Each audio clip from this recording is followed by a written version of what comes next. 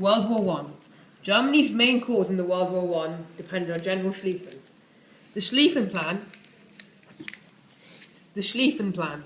This involved of the soldiers on the right flank to wrap around Belgium to attack France from the back, whilst France were trying to recapture Alsace-Lorraine. The left flank was supposed to hold down Alsace-Lorraine and defend.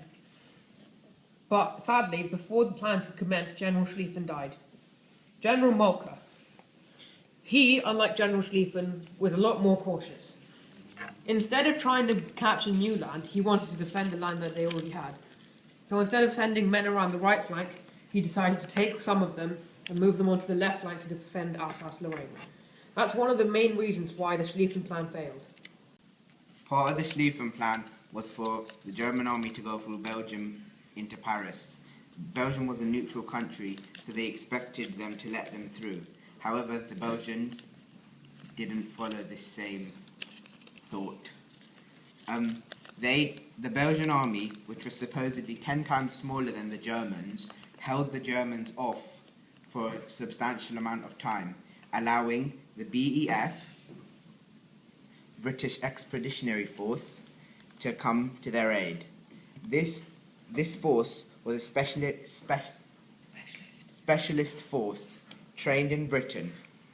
Part of why the Schlieffen Plan failed was the quickness of the Russian mobilization.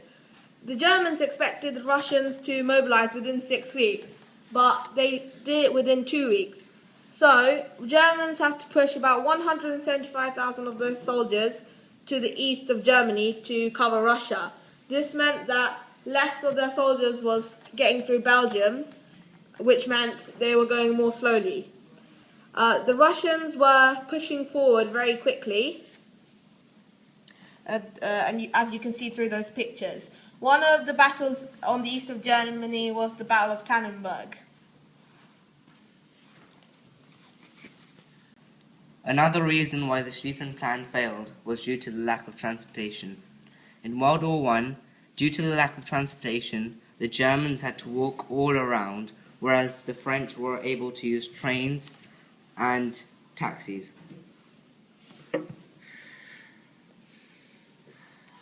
This was then solved in World War II as lorries and other vehicles helping soldiers to move across the countries were used. The Battle of the Marne was when the Germans were within reach of the French. This was when they were 40 kilometers away, and this was the closest they ever got in the Great War. The Punjabis also helped in this battle. There is a story that there was one big Punjabi, and he was able to take on 8 other Germans. The result was 5 of them were killed, and 3 of them were taken as prisoners as he was feeling tired. During the Battle of the Marne, the French were strong as they were in their home territory. This meant they had access to a lot of supplies and support when needed. The Punjabs also helped in this battle. The Germans, on the other hand, were very tired due to their amazing amount of travelling because of the lack of transport. The race to the sea. This was a pretty pointless battle. So the Germans, having come from this side, and were forced back to retreat here. Here they decided that it was a good idea to flank around to the sea for some reason. The French, on the other hand, were here. They also decided to flank around here to the sea would be a good idea. This is why it's called the race to the sea.